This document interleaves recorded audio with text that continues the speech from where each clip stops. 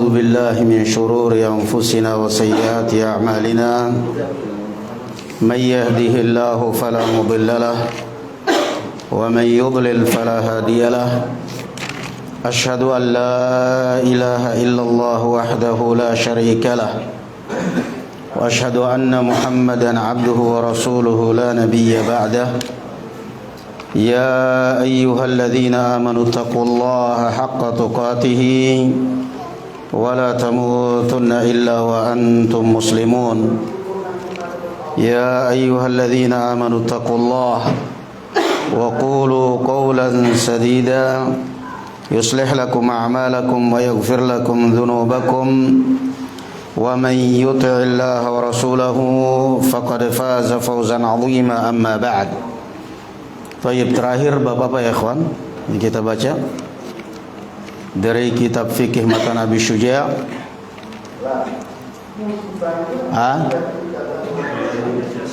Apa? Baik. Bab an-najasat wa izalatuha. Yang qudul wudu sudah ya?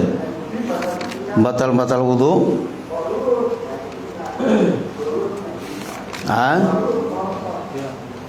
Sudah ini batal wudu ya ikhwan.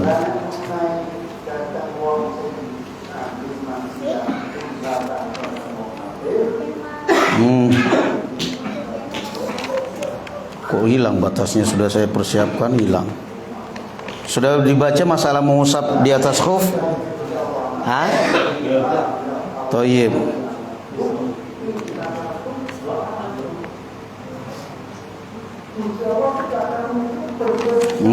Oh ini ada batasnya ini.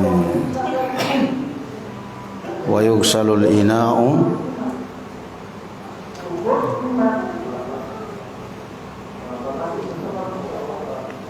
wa yugsalul ina'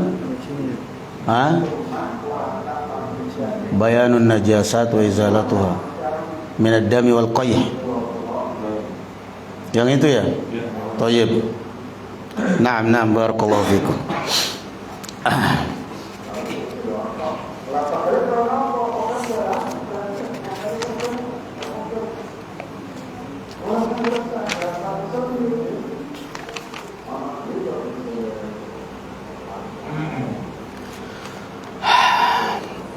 Thayyib, intinya kita masih dalam bab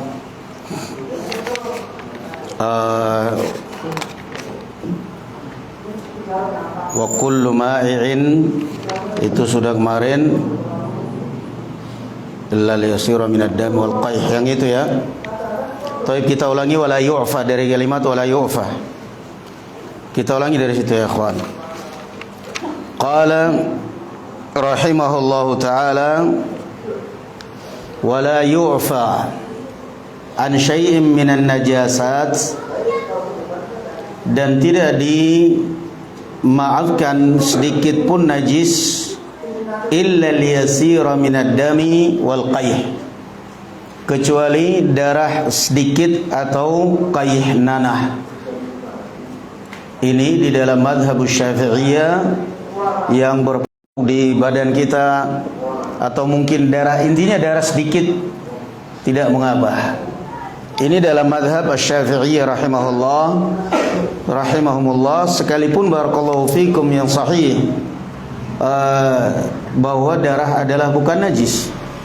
Karena barakallahu fikum, kalau seandainya darah adalah najis, maka niscaya para sahabat ridwanullah alaihim ajma'in, mereka akan mempersiapkan pakaian khusus untuk salat ketika berjihad fi sabilillah.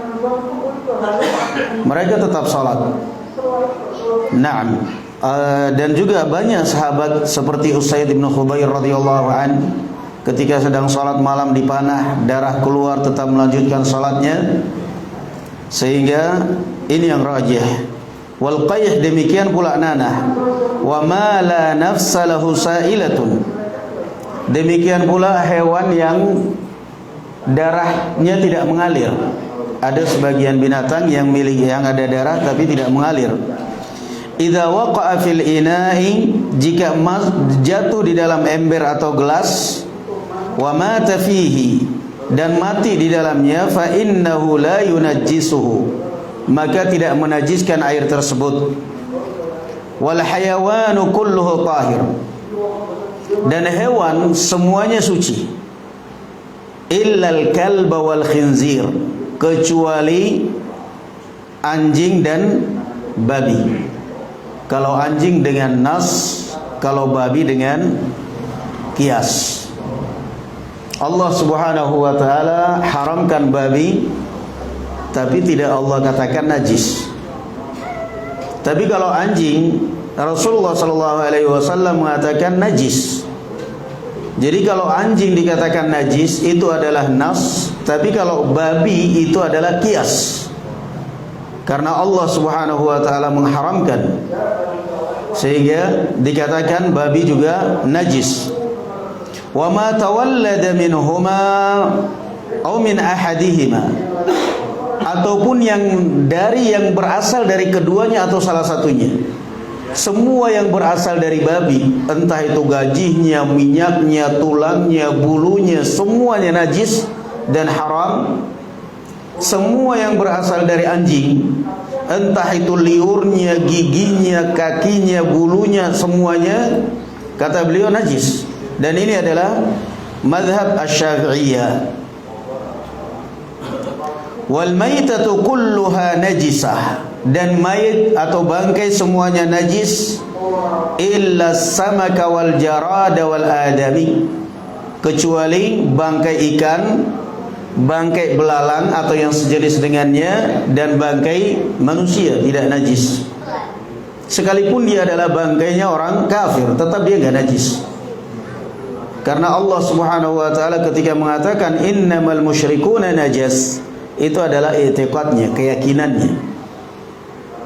Jadi beda antara najas dengan najis. Bedanya apa ya, ikhwan? Kalau najis itu artinya sesuatu yang suci terkena najis, kita katakan apa? Najis. Ini air suci. Kalau kena air kencing dan berubah, maka kita katakan apa? Najis. Tapi kalau air kencingnya sendiri di dalam bahasa Arab aslinya apa? Najis atau najas? Najas. Apa bedanya berarti? Kalau najas itu bendanya, memang bendanya itu apa? Memang sudah najis. Ya, ini i'tiqad kufriyat, i'tiqad syirkiyat, itu najas. Najis. Sama dengan kotoran. Tapi kalau najis artinya benda atau sesuatu yang tadinya suci terkena najis, barulah kita katakan najis. Jadi kata beliau, semua hewan yang mati, yang bangkai itu adalah najis, kecuali barakallahu fikum bangkai apa? Ikan, belalang, dan Bani Adam. Dan juga harus kita lihat bahwa yang namanya najis, kita sudah bahas ya. Orang nggak ada yang pernah tanya, berarti kalau kita nyentuh bangkai kambing kita harus cuci tangan karena najis atau bagaimana? Gimana ya kawan? Yang namanya najis itu kan ada 3: baunya, bendanya, atau warna. Dalam arti barakallahu fikum, ada baunya enggak? Kalau ada baunya cuci. Tapi kalau enggak, cuman kesentuh begitu saja. Seperti misal barakallahu fikum, kita diserempet anjing. Kita mau pergi sholat, enggak taunya ada anjing lewat nyerempet sarung kita, gamis kita. Apa kita cuci itu gamis warna putih 7 kali, pertama kali dengan tanah? Habis dicuci udah gak bersih lagi tanahnya? La. Enggak, nah. Karena para ulama kalaupun yang mengatakan najis seperti ini tadi dalam mazhab Syafi'iyah, semuanya najis, tapi kan tidak dikatakan cara membersihkannya sama dengan cara membersihkan air liurnya. Kalau memang dia menjilat di air yang memang itu adalah benda cair, naam, kita bersihkan 7 kali, pertama kali dengan tanah, karena ini kita mau pakai. Tapi kalau pakaian, apa yang nempel? Dia cuma nyenggol kita, jalan. Tidak perlu barakallahu fikum. Qala wa yughsalul ina'u min wulugil kalb, dan dicuci nampan atau bejana air ketika dijilat oleh anjing, wal khinzir atau babi sab'a marrat ihdahunna bit-turab, 7 kali, yang pertama kali dengan debu. Ini kalau anjing adalah apa? Dalilnya apa? Nas. Kalau babi kias. Itu beda ya. Jadi kalau anjing jelas nas. Rasulullah sallallahu alaihi wasallam mengatakan, "Idza walagal kalbu fi ina'i ahadikum falyaghsilhu sab'an ulahunna bit-turab." Itu dalam Sahih Muslim. Jika ada anjing menjilat bejana kalian, itu kalau bejana mau dipakai, kalau ember mau dipakai. Kalau nggak dipakai khusus memang untuk anjingnya, terserah, nggak usah dicuci. Dan ini kata Rasulullah pertama kali dicuci dengan tanah, dan itu tidak bisa hilang, kata Imam Nawawi rahimahullah taala, tidak bisa diganti dengan apapun. Mau kamu ganti dengan sabun, dengan sekarang itu apa namanya, sunlight atau yang nggak bakal hilang. Makanya sering diibaratkan, atau Rasulullah sallallahu alaihi wasallam mengibaratkan penyakit al-ahwa itu seperti penyakit al-kalab, rabies, orang yang digigit anjing. Yang ada 2 kemungkinan, apalagi kalau anjing gila, kalau dia nggak meninggal, sembuh, akan hilang apa namanya, nggak normal seperti semula akalnya. Itu ngerinya. Makanya Rasulullah perhatikan nih, bagaimana dengan yang makan anjing itu. Bagaimana dengan orang yang makan anjing? Apa yang kita makan ini kan akan membentuk karakter kita. Naudzubillah. Najis tapi dimakan. La haula wala quwwata illa billah. Jadi perhatikan ini kalau bejana atau tempat airnya dipakai. Kalau enggak ya jangan, enggak apa-apa, memang untuk anjing. Karena anjing itu termasuk hewan yang haram dipelihara, haram diperjualbelikan, kecuali kata Rasulullah sallallahu alaihi wasallam kita melihara untuk apa? Untuk berburu, satu, atau untuk jaga rumah atau jaga kebun, tapi ditaruh di luar rumah, diletakkan di luar rumah. Karena barakallahu fikum, anjing itu adalah simbol binatang yang paling setia, termasuknya yang paling tahu balas budi, balas kebaikan orang, yang paling tahu balas kebaikan orang. Al-Imam Ibnul Mirzaban menulis kitab, sakit hati dengan orang, dia ada hubungan bisnis gitu, sakit hati dengan orang yang mengkhianati dia padahal alim, tampan orang berilmu. Dia akhirnya nulis kitab kecil, Fadlul Kilab ala katsiri mimman labisa thiyab, keutamaan anjing dibandingkan banyak orang yang berpakaian. Dijelaskan sifat-sifatnya anjing, amanahnya anjing. Nah, sampai ada kisah, ada orang yang berniat jahat kepada satu rumah. Dia berniat jahat, mau maling rumah ini, tapi ada anjingnya di luar. Gimana caranya supaya bisa masuk dalam rumah, nyolong, anjingnya diam? Caranya, tiap hari anjingnya dikasih roti, datang anjingnya menggonggong kasih roti. Nanti besok datang anjing menggonggong kasih roti lagi, pergi habis itu. Lama kelamaan akhirnya anjing ini tahu, ini orang baik ini. Setiap datang ngasih roti ke saya. Berarti ini lebih baik dari majikan saya ini, kata si anjing. Sudah begitu, udah mulai akrab, dia datang lagi sudah nggak menggonggong lagi, kasih roti udah diam. Datang orang ini nggak ada apa namanya, begitu datang lagi, ini udah mulai jinak ini anjing ini, sudah nggak gonggong lagi. Yang penting datang kasih roti, diam. Masya Allah, ternyata anjing disogok gitu. Gampang ya. Berarti manusia yang gampang disogok. Naudzubillah. Akhirnya lama-kelamaan diam itu anjing. Udah nggak gonggong lagi, gampang dia. Begitu datang maling, kasih roti, anjingnya makan roti, dianya nyolong dalam rumah. Itu contoh bagaimana kesetiaannya dan juga najisnya hewan satu itu. Maka haram untuk dipelihara, barakallahu fikum, diperjualbelikan kecuali untuk seperti ini, berburu atau untuk menjaga, atau mungkin sekarang yang memang dipakai di kepolisian, anjing pelacak. Qala ihdahunna bit-turab, yang pertama kali dicuci dengan tanah. Wa yughsalu min sa'irin najasat marratan ta'ati alaihi wa thalathatu afdal.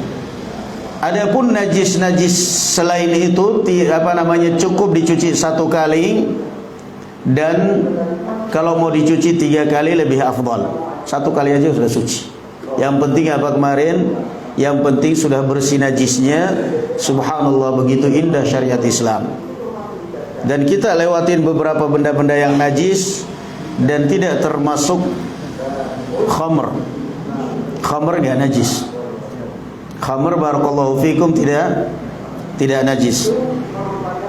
Qala, kita tidak ingin memperhatikan syarah, kita lewati aja ini karena kita kan belajarnya ringkas. Wa idza takhallalat al-khamratu bi nafsiha tahurat wa in khullilat bi tarhi syai'in fiha lam tathur. Ini juga kaidah. Dan jika khamr berubah dengan sendirinya, maka khamr itu menjadi suci dan halal. Tahurat di sini halal. Wa in khullilat bi tarhi syai'in fiha lam tathur.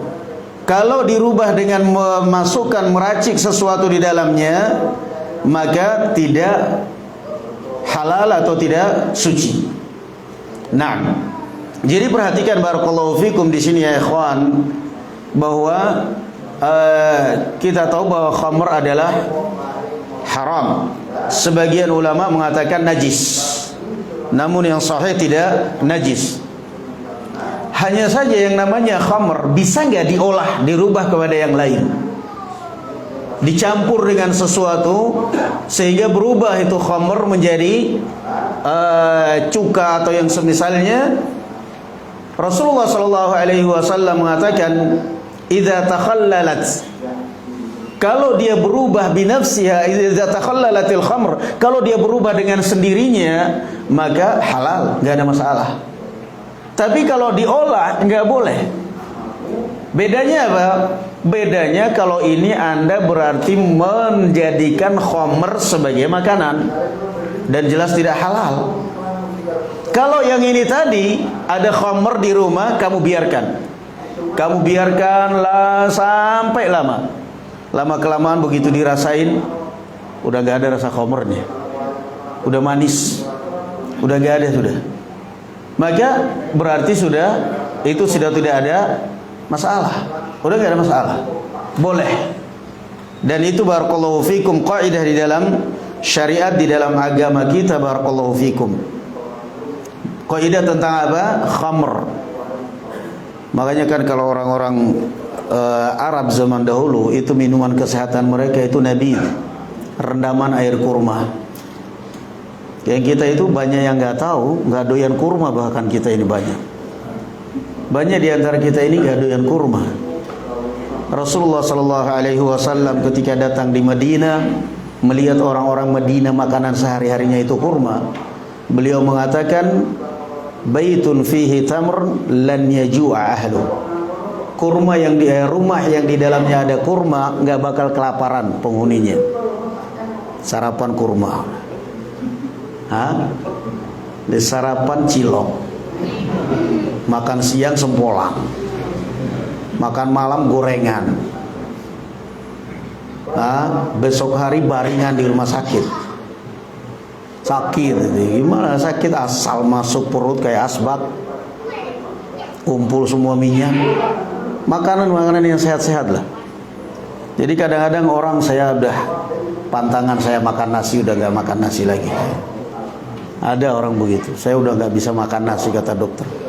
Gak bisa makan nasi, tapi makannya ya gorengan, ya sembarang yang di pinggir jalan. Ya lebih bahaya, mending makan nasi kamu, kenyang.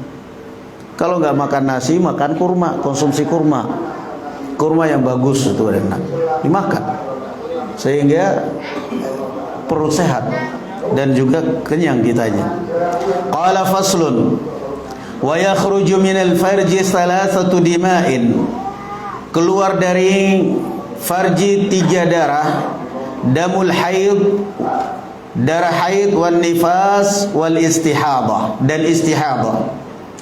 Ini yang terjadi kepada wanita ya ikhwan, dan ini harus difahami terutama kaum wanita dan orang-orang yang beristri, bahwa darah yang keluar dari wanita itu ada 3. Darah haid, darah nifas, darah istihadah.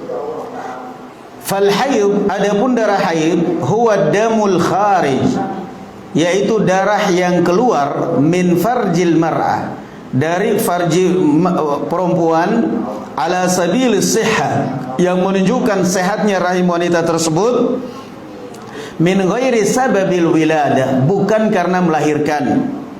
Walaunuhu aswad, warnanya hitam, muhtadim ladza'un, kental dan agak keras. Kental itu darah haid.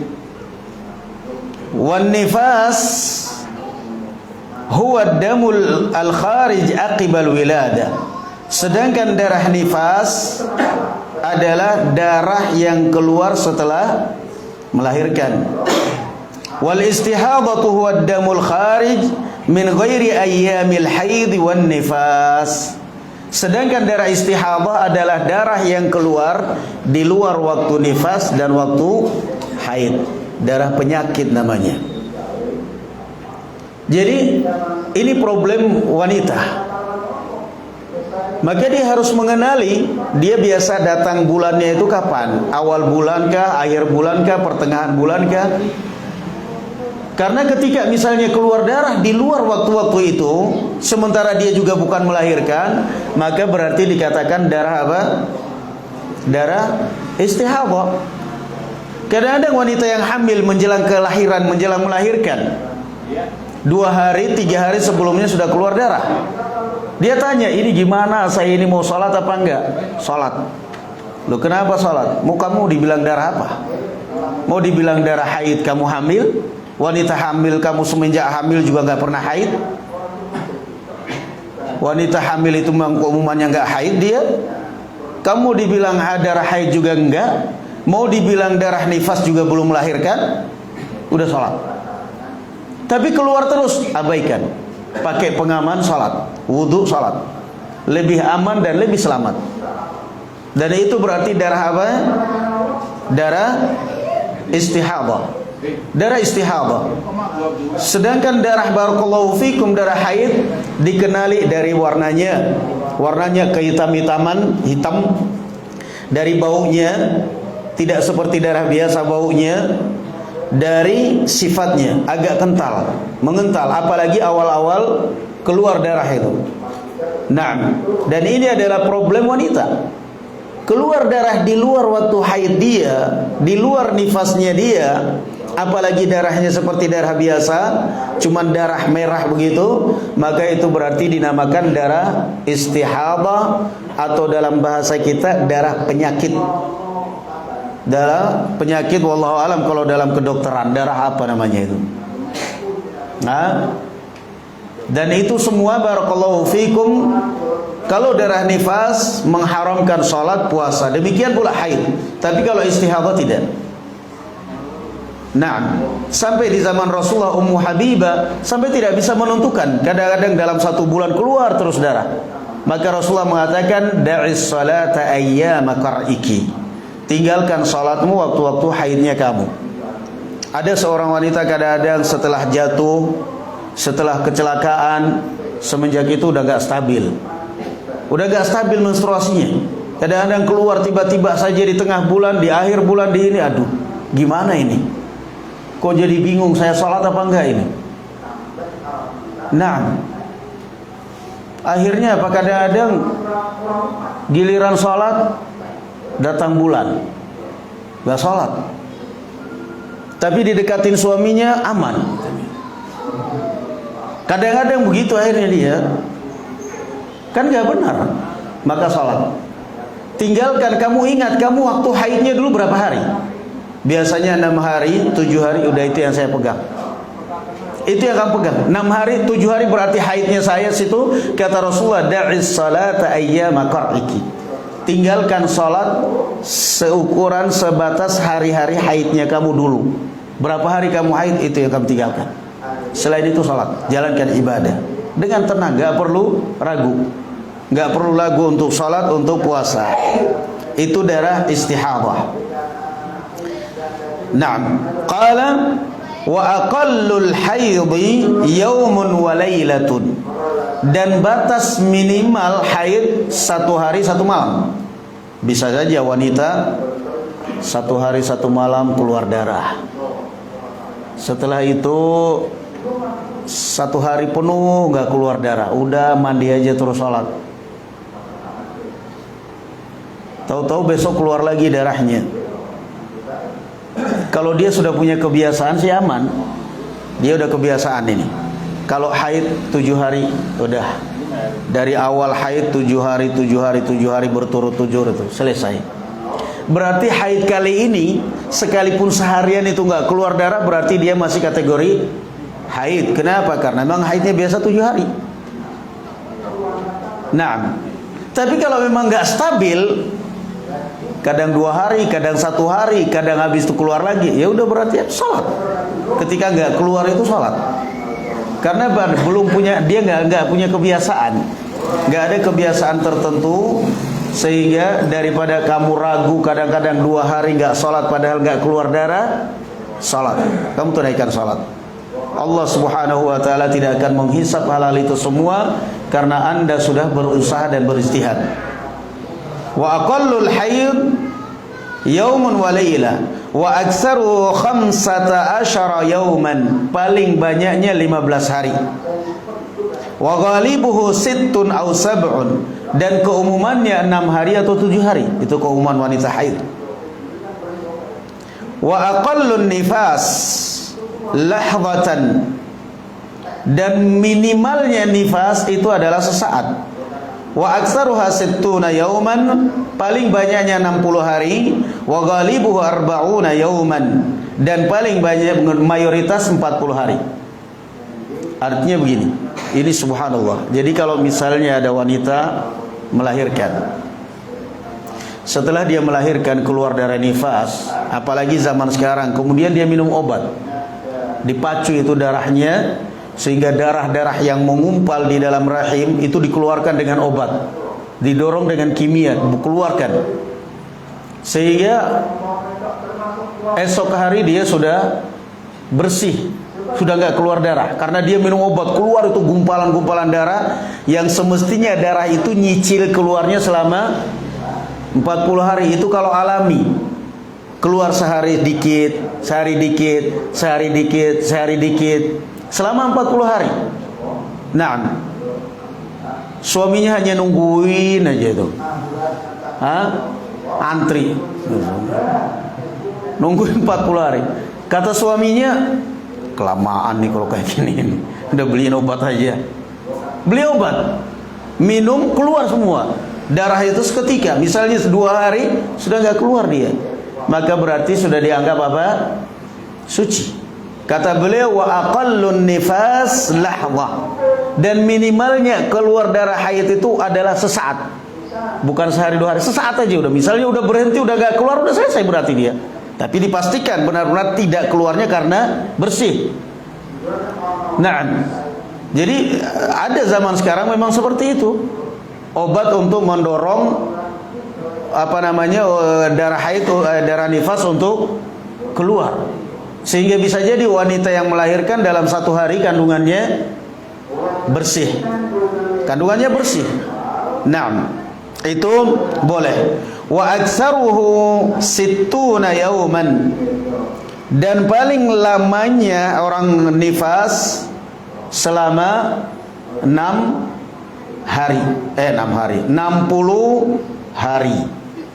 Mayoritasnya 40 hari.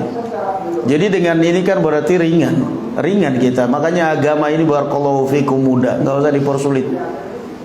Sederhana agama ini. Itulah masa nifasnya wanita. Kalau masa hamil berapa lama ya kawan? Minimal masa hamil berapa? 9 bulan. Maksimal ada nggak di sini? Kayaknya sih nggak ada. Thayyib, nanti ada insyaallah. Qala wa aqallu tuhri bainal haydataini 15 yawman. Dan paling minimalnya sucinya wanita antara dua haid itu adalah 15 hari. Fungsinya apa ya kawan? Kita mengetahui wanita, mengetahui masa haidnya, kita mengetahui masa haidnya istri. Kenapa? Ada faedah sangat besar, di antaranya banyak hukum Islam yang digantungkan kepada haid. Di antaranya salat, puasa, masa iddah. Masa iddah yang diceraikan berapa kali haid? Salasata quru. Nah, kalau misalnya ada wanita yang diceraikan oleh suaminya hari ini, begitu dengar berita ada yang diceraikan oleh suaminya, datang laki-laki kaya raya ganteng gagah melamar dia, langsung, jangan khawatir, kalau udah selesai masa iddah nih saya maju. Akhirnya esok hari langsung lapor kepada orang tuanya, kepadanya, saya haid, menstruasi. Baru 3 hari sholat. Baru 3 hari sholat ini, hitungannya sudah 1 kali haid. 10 hari kemudian nggak sholat lagi, haid itu. Lah kalau dia bohong, siapa yang meriksa? Nggak ada yang tahu kan? Ada yang tahu. Baru 3 kali cerai, baru 3 hari cerai dia udah mengatakan saya haid, nggak sholat. Haid entah benar apa enggak. Tapi kalau misalnya dia bohong, baru 10 hari atau baru 7 hari sholat ini, sholat 3 hari kemudian udah selesai haid, kata dia sholat. Nah, setelah sholat baru 7 hari haid lagi, katanya nggak sholat lagi. Baru 3 hari sholat lagi, udah 2 kali. Dalam 1 bulan 3 kali haid, alhamdulillah bisa nikah lagi, kata dia. Bagaimana kalau bohong seperti itu? Sementara ini adalah persaksian hanya wanita yang tahu. Tapi kalau misalnya orang tuanya sudah tahu kebiasaan anaknya, kamu bohong. Dari dulu juga kamu itu menstruasinya, kamu haidnya itu awal bulan 7 hari. Kok tiba-tiba setelah diceraikan suami kamu, setelah kamu WA dengan fulan yang ini yang itu yang mau melamar kamu tuh ngebut banget haidnya. Jadi kan ditahan sama orang tuanya, dicegat sama orang tuanya lah. Enggak. Saya nggak percaya. Kamu jangan bohong. Nah, makanya sering kejadian di masyarakat kita. Apa? Katanya sudah selesai masa iddah, udah haid 3 kali, nggak taunya bisa jadi wanita ini bohong. Nikahlah dia dengan laki-laki. Begitu punya anak, anaknya mirip persis suami pertama. Langsung suaminya ngamuk. Jangan-jangan kamu main di belakang, ngamuk, nggak terima suami yang kedua ini, nggak terima dia. Kenapa? Saya nggak ngakuin anak ini, saya nggak terima ini anak-anak saya. Emang kenapa mas? Tuh lihat, saya putih, kamu putih, mantanmu agak hitam. Lihat kulitnya anakmu itu. Hidung saya mancung, kamu mancung, mantanmu agak pesek. Tuh lihat hidungnya itu. Lagi pula coba lihat tuh mukanya, mirip persis mantanmu. Saya nggak ngakuin mas. Udah. Kamu saya ceraikan lagi. Bisa jadi si wanita ini bohong. Bisa jadi si wanita ini bohong. Belum 3 kali haid dia sudah bilang 3 kali haid. Kenapa? Kebelet pengen nikah lagi. Akhirnya dia nikah. Ternyata masih ada sisa-sisa sperma, sisa-sisa mani mantan suaminya di dalam rahimnya. Ketika nikah, istilahnya disiram oleh suaminya yang baru ini, disiram, tapi pembibitan sudah ada. Dia tinggal nyiramin doang ini. Pembibitan dari mantan masih ada, bibit masih ada dari mantan suaminya. Naam, yang meninggal maupun yang cerai, bibit itu masih ada. Begitu disiram, jadi itu kena disiram, langsung jadi dalam rahim, langsung hamil, tapi hamilnya dengan mantan. Sampai istrinya sumpah demi Allah, Mas. Itu kalau yang kenal sunnah. Nggak kenal sunnah, sambar gledek katanya. Sumpah sambar. Enggak usah bohong. Nggak usah bohong. Ini sudah bukti nyata nih katanya.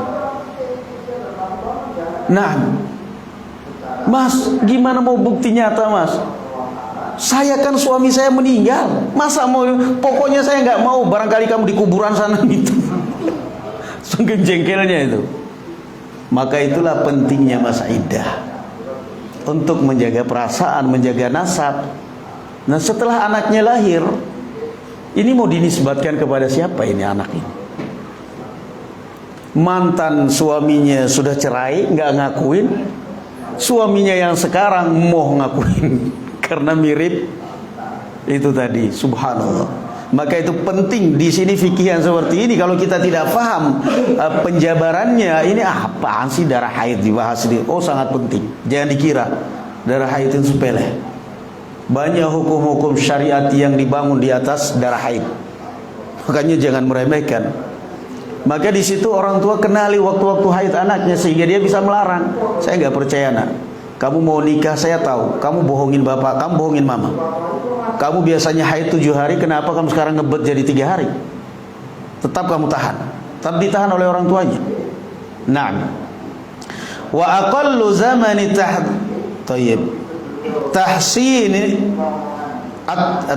wa aqallu zamanin tahidhu fihi al-mar'atu 9 sinin. Dan umur minimal wanita haid 9 tahun. 9 tahun itu wanita sudah ada yang haid.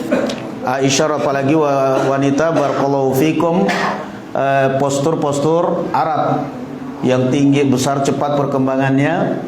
Sudah gitu juga makanannya terjamin. Nah, bisa jadi 9 tahun dia sudah haid, sudah balik, sementara anaknya, kakaknya yang laki-laki belum balik. Bisa aja. Karena wanita itu memang lebih cepat pertumbuhannya. Makanya kata orang kalau punya anak perempuan pertama cepat jadi kakek-kakek.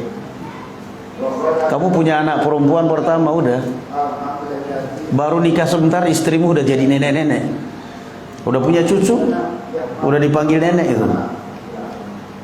Kamu tiap hari udah sama nenek.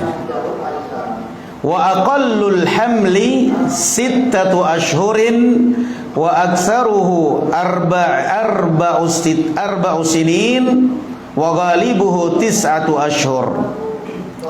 Dan minimal masa kehamilan 6 bulan.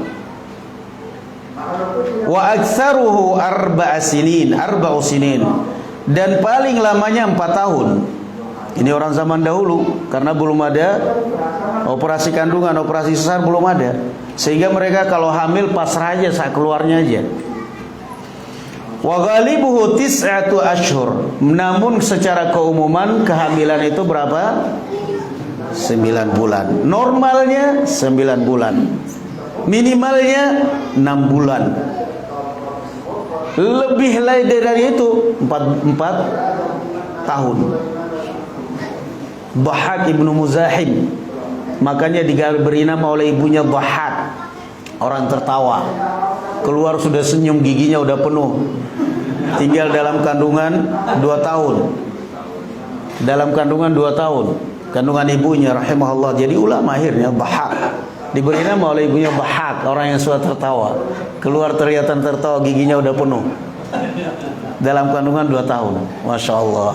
Langsung bisa makan roti Maryam gitu.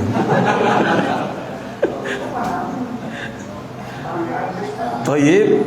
Wa aqalluhu 6 ashhur. Jadi ya ikhwan barakallahu fikum, ada wanita nikah 6 bulan melahirkan. Ini kebanyakan orang mesti apa? Curiga. Dan ini terjadi pada keluarga saya, paman saya dulu, saya ingat itu. Sampai alhamdulillah dianya orangnya baik, dia bertahan. Tapi satu kampung mengucilkan. Alah, apaan ini? Nikah baru 6 bulan udah melahirkan. Mesti tudingan orang mayoritas kemana? Berarti sudah LKMD. Lamar apa namanya LKMD kata orang, lamar kirim metang duluan. Orang mesti tuduhannya begitu. Tapi dia bertahan. Tetapi ternyata kalau kita lihat, kata beliau di sini apa? Masa kehamilan paling sedikit itu berapa bulan? 6 bulan.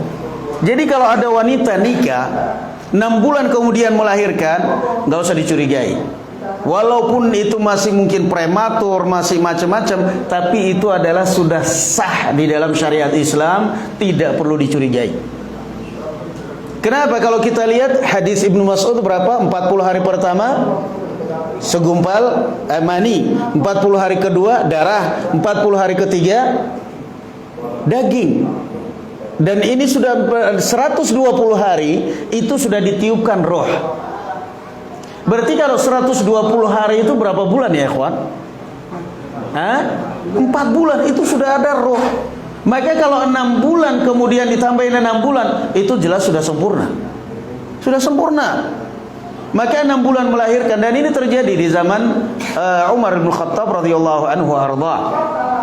Sehingga suaminya pun gak terima. Gak terima dengan istrinya, kenapa 6 bulan melahirkan. Sampai kemudian Umar bin Khattab radhiyallahu anhu juga bagaimana caranya. Maka kemudian Ali bin Abi Thalib radhiyallahu anhu datang menghakimi. Karena Ali bin Abi Thalib terkenal dulu sampai kalau sudah ada masalah yang sulit itu sampai ada istilah qadiyatun la aba hasanin laha. Ini adalah masalah yang tidak bisa diselesaikan oleh Abul Hasan, yakni Ali bin Abi Thalib. Itu ungkapan untuk masalah-masalah yang sulit. Maka Ali bin Abi Thalib datang menghakimi suami istri ini. Ya Amirul Mukminin, Allah Subhanahu wa taala mengatakan dalam Al-Qur'anul Karim, wal walidatu yurdi'na auladahunna haulaini kamilaini liman arada an yutimma ar-radha'ah. Perhatikan ini ayatnya. Wahai Amirul Mukminin, Allah mengatakan dalam Al-Qur'anul Karim, dan wanita-wanita yang menyusui, kalau mau ingin menyempurnakan susuan anaknya, maka susuilah anakmu selama 2 tahun. 2 tahun berarti berapa bulan? 24 bulan. 24 bulan. Nah, di ayat yang lain Allah Subhanahu wa taala mengatakan wa hamluhu wa fisaluhu 30 syahran. Wa hamluhu wa fisaluhu 30 syahran. Kata Allah Azza wa Jalla, dan masa hamil, wa hamluhu masa hamil, wa fisaluhu dan masa disusuinya itu selama 30 syahran, 30 wa hamluhu wa fisaluhu 30 syahran, 30 bulan. Coba perhatikan ini, barakallahu fikum. 30 bulan kita kurangi 2 tahun jadi berapa? Masih berapa kata beliau? Hitung aja. 6 bulan ketemu. Jadi kata Allah Azza wa Jalla wa hamluhu wa fisaluhu 30 syahra. Dan wanita hamil wa fisaluhu menyapi, menyusui anaknya ini, ngopenin anaknya ini sampai bisa disapi, itu selama 30 bulan. 30 syahran, 30 bulan. Jadi dihitung dari masa kehamilan sampai kemudian dia menyusui. Kalau kita kurangi 2 tahun, wal walidatu yurdi'na auladahunna haulaini kamilain, kalau kita kurangi 2 tahun masa nyusuin, yurdi'na auladahunna, menyusuin selama 2 tahun, berarti dari 30 bulan ini kita potong masa menyusui 2 tahun secara sempurna, masa kehamilan tinggal berapa berarti? Tinggal 6 bulan. Bombong Amirul Mukminin. Bombong berarti itulah hukum Islam. Berarti kalau wanita hal nikah 6 bulan kemudian melahirkan, tidak perlu dicurigai, entah itu dia gadis maupun janda. Kamu nikah misalnya dengan janda, tiba-tiba 6 bulan kemudian melahirkan, nggak perlu kamu curigai. Apalagi kalau dia wanita baik, nggak perlu dicurigai. Walaupun anaknya mirip mantannya, barangkali saja waktu bikin dia kebayangnya mantannya, gitu aja udah. Gak usah mikir macam-macam negatif, gak usah. Terima saja. Nah, terima. Kenapa? Itu adalah pemberian dari Allah Subhanahu wa taala, terima dengan lapang dada. Nah, jadi berarti barakallahu fikum ya ikhwan, masa kehamilan 6 bulan, wanita hamil 6 bulan, melahirkan, nikah 6 bulan melahirkan, itu sudah tergolong apa? Secara syariat sudah sah. Tidak perlu lagi dicurigai. Tidak perlu lagi dicurigai. Jadi indahnya syariat kita ini, masya Allah begitu ya ikhwan. Di zaman Rasulullah Sallallahu Alaihi Wasallam ada seorang sahabat datang mengadu, nggak terima karena anaknya hitam. Istrinya putih, dianya putih, anaknya hitam. Curiga kepada istrinya, kenapa anak saya mirip tetangga? Maka datang kepada Rasulullah Sallallahu Alaihi Wasallam mengadu. Rasulullah tanya, halaka min ibil, kamu punya onta? Punya. Ma alwanuha, warnanya apa saja? Ya ada yang putih, ada yang kuning, ada yang ini. Waktu kamu beli awalnya apa? Putih. Lah kok bisa tahu-tahu muncul ada yang kuning, ada yang kemerah-merahan, ada yang ini? Dari mana itu? Padahal waktu kamu beli pertama kali kambingmu putih, kok tahu-tahu punya anak hitam? Ada yang hitam putih, ada yang ini. Dari mana? Dijawab orang ini, la'allahu naza'ahu irq. Bisa jadi ya Rasulullah, mungkin mbahnya onta saya ini dulu ada yang seperti itu warnanya. Maka Rasulullah menjawab, la'alla waladaka hadza naza'ahu irq. Bisa jadi anakmu ini yang dulu ya ada mbahnya yang seperti itu. Makanya kalau anakmu nggak mirip kamu, nggak mirip istrimu, nggak mirip mertuamu, nggak mirip ini, terima aja. Kenapa? Bisa jadi begitu ketemu nenek ini, oh ini mirip neneknya yang 7 lapis ke atas nih. Dulu memang ada hitam, mbah buyutnya hitam dulu. Ini kan logika, Rasulullah memberikan logika sederhana. Nggak terima dia, dianya putih, istrinya putih, anaknya hitam, nggak terima. Datang kepada Rasulullah, kata Rasulullah, la'alla waladaka hadza naza'ahu irq. Bisa jadi anakmu ini ya niru mbahnya yang buyutnya yang kesekian. Coba aja diteliti. Ini aneh, ini anak saudaranya putih yang lain hitam sendiri, atau yang lain hitam dianya putih sendiri. Kamu ini niru siapa sih? Niru bapakmu yang enggak, niru ibumu yang enggak, adikmu yang enggak, kakakmu yang enggak. Kenapa kamu lain sendiri? Subhanallah. Ternyata Allah Azza wa Jalla hendak mengingatkan kita bahwa dulu kita punya buyut yang ke-7 lapis ke atas, ada yang seperti itu. Maka Allah ingatkan, nih jangan lupa dengan mbah kalian. Masya Allah, Allah Maha Adil. Na'am, barakallahu fikum. Adzan dulu apa? Adzan langsung sholat atau gimana kita biasanya? Adzan dulu baru lanjut? Boleh, baik. Fadhal.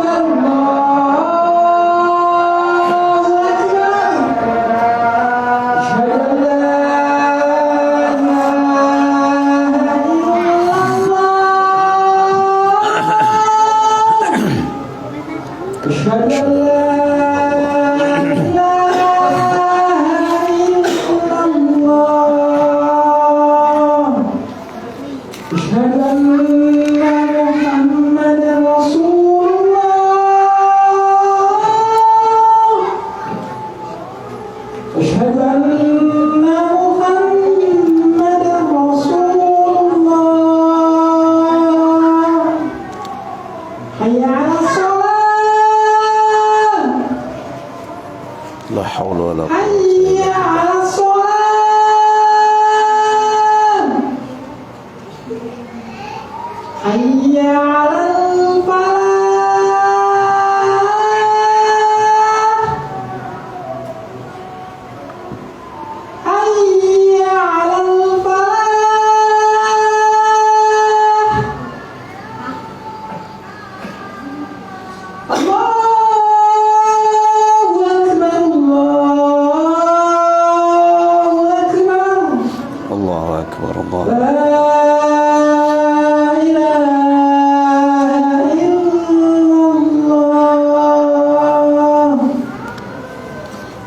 La ilaha illallah.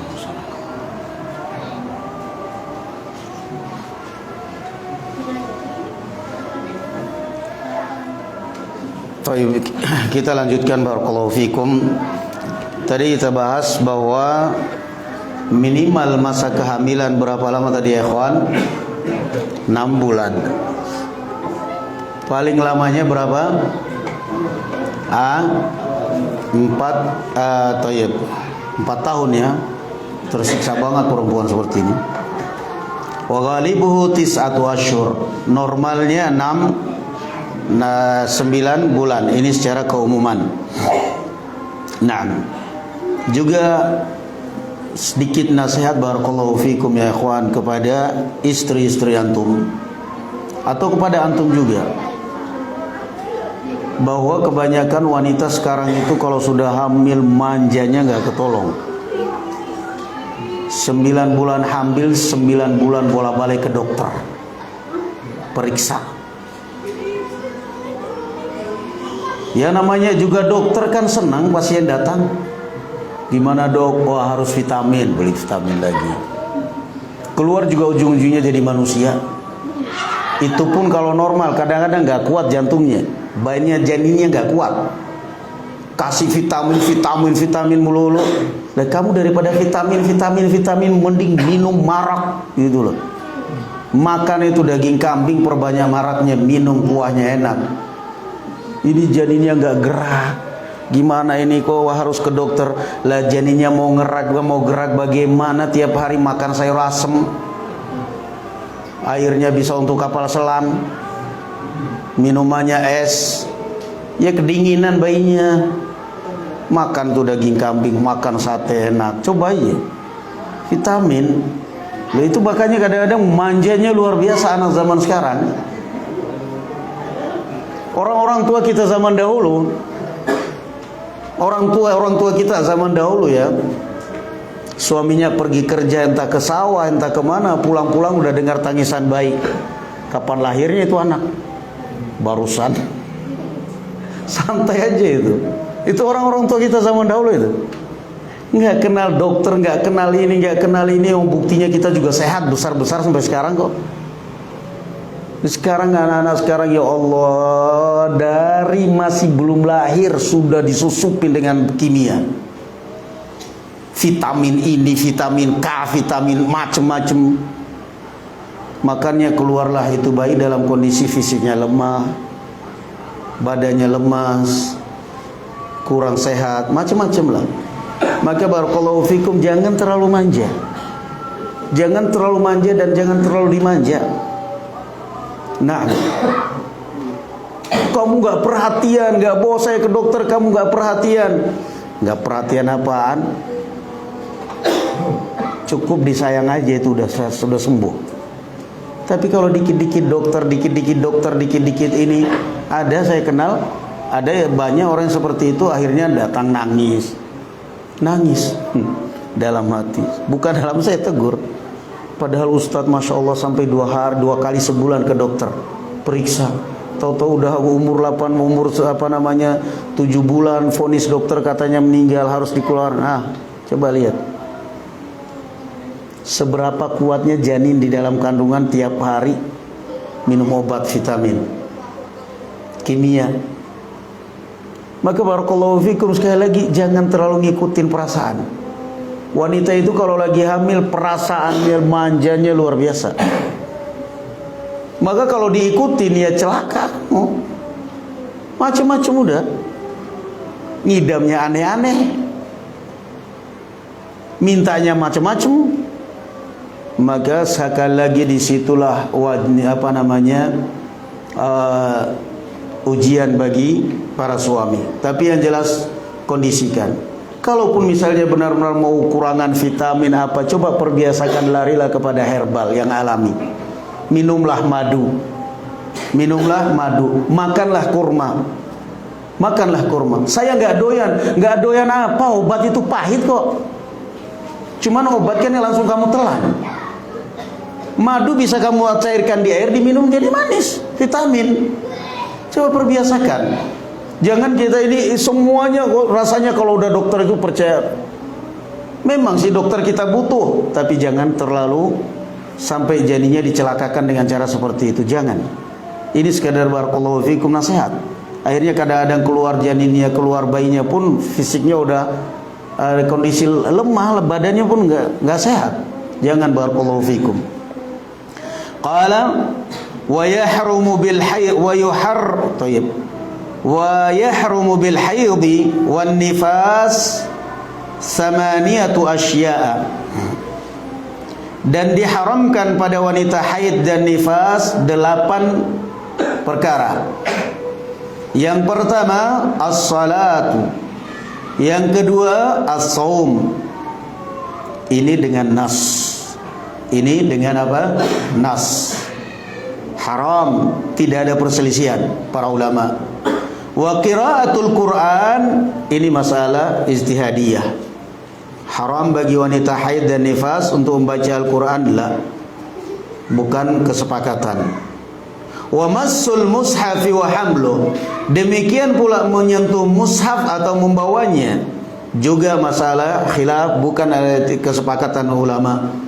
Dan ini pembahasan paling rinci dibahas oleh Syekh Mustafa Al-Adawi dalam kitab beliau Jami' Ahkamun Nisa, yang memang kalau kita lihat dalilnya lebih kuat, barakallahu fikum, tidak ada larangan.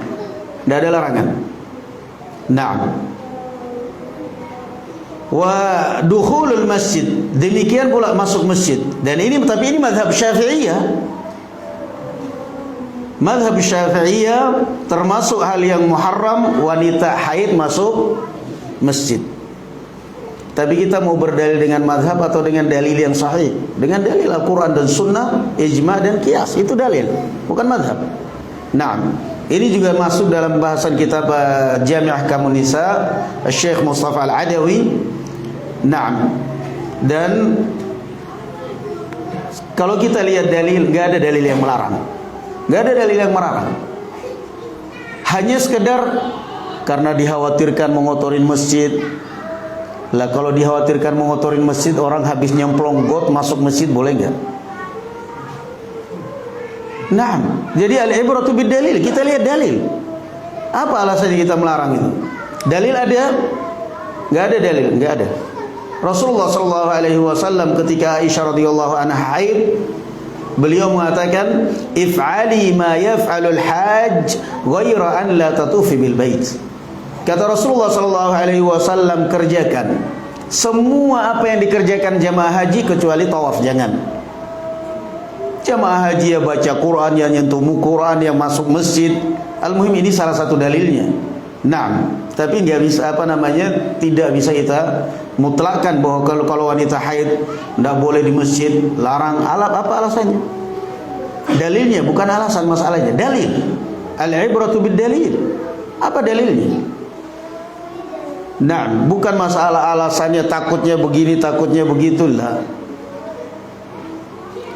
Qala wa at-tawaf. Naam, tawaf berarti yang muttafaq alaih, yang disepakati di sini barakallahu fikum adalah 3 ya, sudah ya. Salat, puasa, tawaf, wal wudu'. Naam, ini bahkan nas dalam Al-Qur'an, dilarangan berhubungan dengan istri yang sedang haid.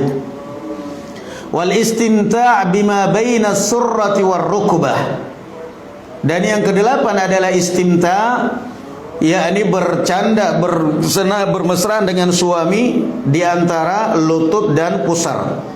Intinya di tempat keluarnya darah haid, na'am, dijauhi. Kana Rasulullah sallallahu alaihi wasallam ya'muruni fa'atazir.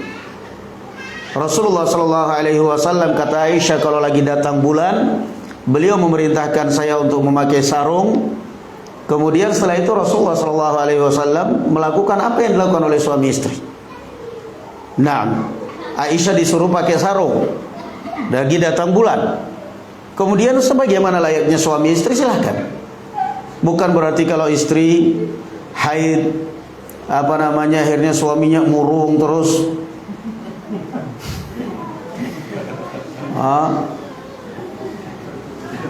Akhirnya paling emosi, suami paling emosinya kalau istri lagi haid, emosinya tinggi. Kenapa? Umuk pun kepala. Sedikit-dikit dia istrinya salah dikit, apa sih? Santai aja. Kata Aisyah radhiyallahu anha, kana Rasulullah sallallahu alaihi wasallam ya'muruni fa'attaziru wa yubashiruni wa ana haid.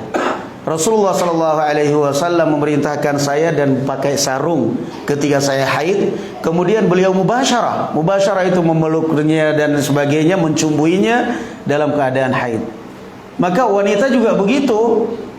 Jangan kamu anggap sepele urusan masalah hasrat suamimu, ya. Kadang-kadang juga wanita kalau sudah haid selama 1 minggu, ya bau berambang, ya bau gorengan, ya bau apa, nggak ngurusin badan.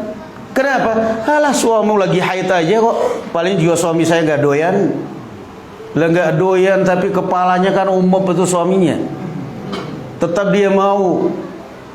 Nah, maka wanita mau dia haid, mau dia nifas, tetap dandan. Kenapa? Suami yang dijauhi oleh, yang diperintahkan oleh Allah Subhanahu wa taala itu dijauhi apa? Fa'tazilun nisaa fil mahid. Jauhi istrimu di tempat keluarnya darah haid. Itu yang kamu jauhi. Itu yang kamu jauhi. Yang lain silakan. Nah, jadi ini barakallahu fikum celakanya, seringnya celakanya para istri.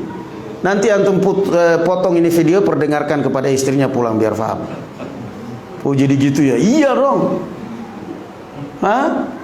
Giliran nanti suaminya akhirnya kecewa karena sering gini-gini, nikah lagi baru ngamuk-ngamuk. Dasar laki-laki nggak tahu puas, nggak tahu gini.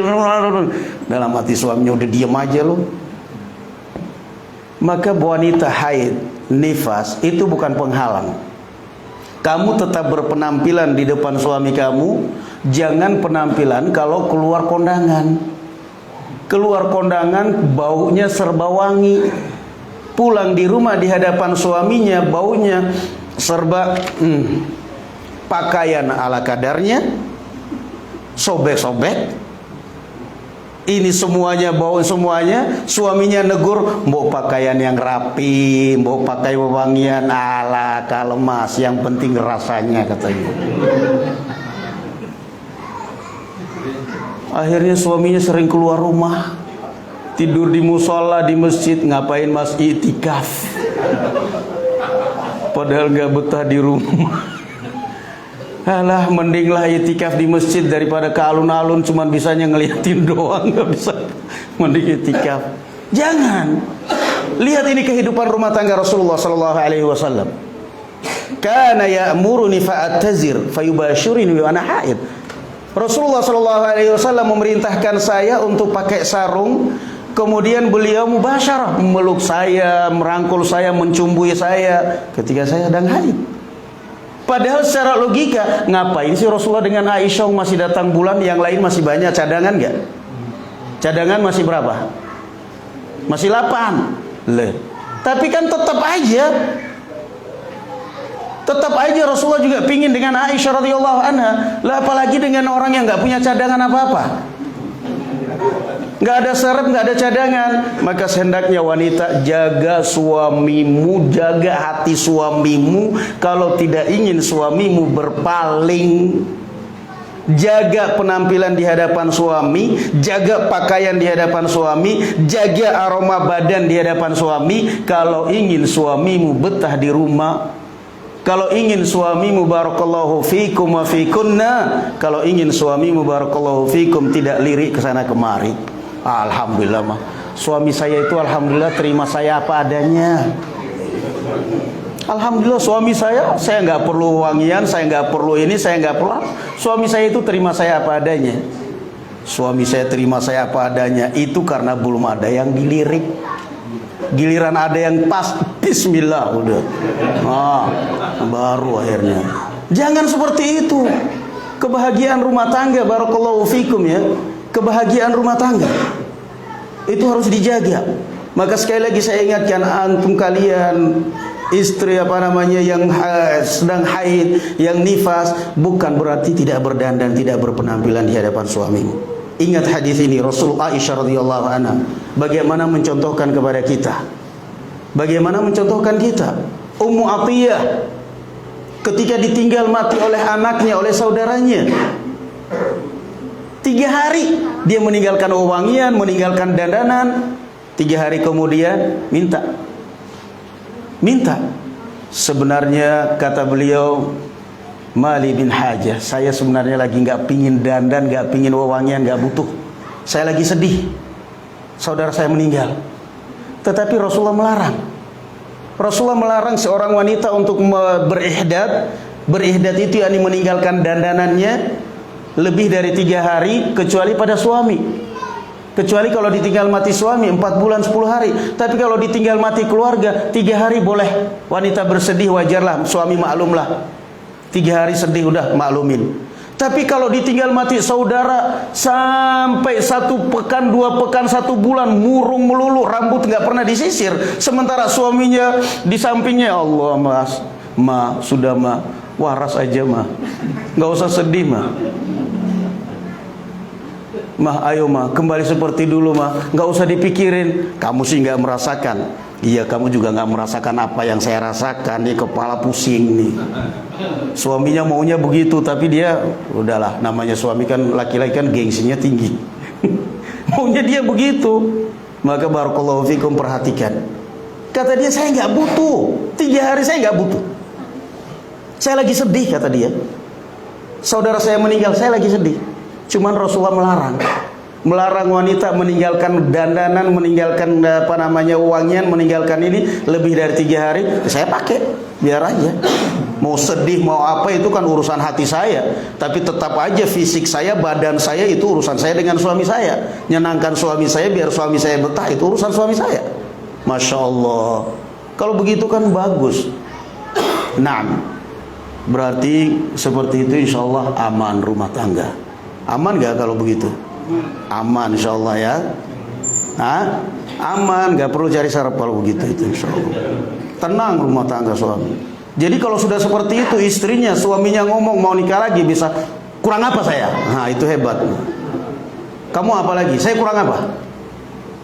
Kamu aja sudah kayak gitu kok, sosok gaya. Saya masih kayak gini, kurang apa saya? Nah itu baru pede jadinya istrinya. Kan begitu. Maka perhatikan, sekali lagi ini cuma selipan tapi penting dalam urusan rumah tangga. Penting, jangan dianggap sepele. Penting dalam urusan rumah tangga, sekali lagi jangan dianggap sepele. Jangan dianggap bahwa kalau yang namanya sudah ngaji itu pakaian acak-acakan. Pakaiannya jubahnya, cadarnya yang penting nutup aja. Jangan, tetap penampilan itu penting. Tetap penampilan apa? Sangat penting, barakallahu fikum. Dijaga itu tambahan aja. Urusan rumah tangga itu barakallahu fikum nomor 1 kita dalam kehidupan kita ini ya ikhwan. Setelah kita ibadah apa sih? Rumah tangga kita penting, maka dijaga. Kita tambahin sedikit. Qala rahimahullahu ta'ala, mana tadi? Thayyib. Jadi itu yang disepakati ya, masalah tadi wal wudu wal istimta'. Qala, biar kita masuk kitabus shalah nantinya. Wa yahrumu 'alal junub 5 asya', dan diharamkan bagi orang junub 5 perkara. Orang junub yakni orang apa? Yang keluar mani. Nah ini juga harus difahami. Masyarakat kadang-kadang nggak tahu, yang penting asal mandi aja, istilahnya mandi besar. Lah, niatnya mandi apa? Junub.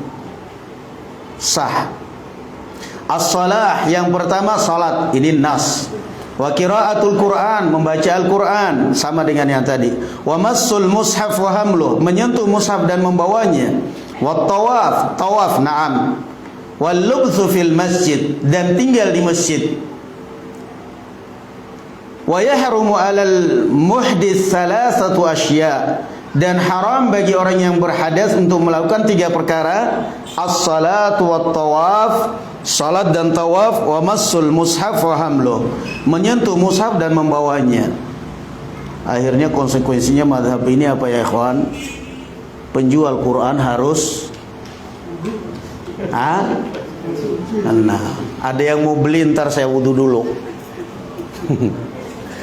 Ada yang mau beli Quran, nyentuh Quran, akhirnya otomatis setiap toko Quran, toko kitab disiapkan di depan tempat wudu. Setiap mau nyentuh wudu dulu sana, biar suci. Ya itu konsekuensinya. Yang paling berat apa? Yang paling berat yang kerja di percetakan Quran. Iya enggak? Iya dong. Makanya barakallahu fikum, kadang-kadang kita enggak mikir mazhab. Orang mengatakan nyentuh perempuan membatalkan wudu. Boleh. Bisa enggak kamu komitmen ketika kamu tawaf atau haji umrah? Kamu bawa istrimu atau enggak usah bawa istrimu udah. Memang di Saudi dipisah kalau tawaf laki perempuan kan enggak? Tawaf langsung sekaligus, laki perempuan langsung tawaf. Enggak mungkin dipisah. Mau dipisah bagaimana? Kita bawa ibu kita yang sudah tua, kita suruh tawaf sama perempuan-perempuan lain yang enggak kenal dia. Apalagi tawafnya dengan orang-orang Pakistan, orang-orang India yang badannya tinggi-tinggi, gede-gede. Sementara kita orangnya segini-segini kadang. Bagaimana dengan ibu kita? Enggak mungkin dipisah sama pemerintah Saudi. Tawaf udah lampu campur. Akhirnya tawaf bawa air, dikit-dikit wudu. Tapi apa enggak ditendang dari belakang? Ini orang tawaf sambil kencing orang. Makanya kadang-kadang buat masalah, ada konsekuensi semua di balik itu semuanya. Barakallahu fikum. Ada konsekuensi di balik itu semua. Ketika kita mengatakan sebuah pendapat, maka kita lihat komitmen enggak kita ini nantinya. Pertama itu yang kedua kita lihat ada dalil apa enggak. Selama itu tidak ada dalilnya, barakallahu fikum, tidak ada nas, melainkan hanya istimbat, hanya kesimpulan, dikhawatirkan ini, dikhawatirkan itu, maka al-ibratu bid-dalil. Ambil dalil, barakallahu fikum. Naam, alhamdulillah dengan demikian kita selesai kitabut taharah. Kita akan masuk nanti kitabus shalah.